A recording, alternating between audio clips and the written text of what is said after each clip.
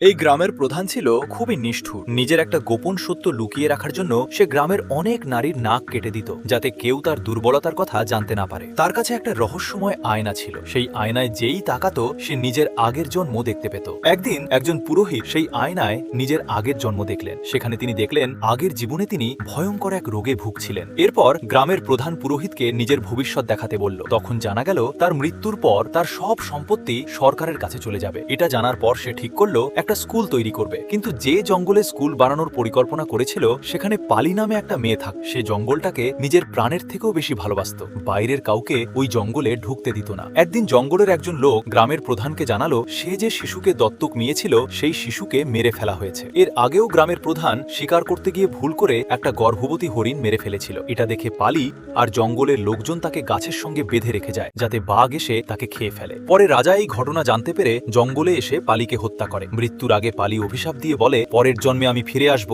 আর তোমাকেই শেষ করব। 1 বছর পর সেই জায়গাতেই একটা কলেজ তৈরি হয়, কিন্তু কলেজের একটা রুম সব সময় তালাবদ্ধ থাকতো। একদিন গ্রামের 4 বন্ধু সেই রুমেই থাকতে শুরু করে, কিন্তু কয়েকদিনের মধ্যেই তারা একে একে রহস্যজনকভাবে মারা যেতে থাকে।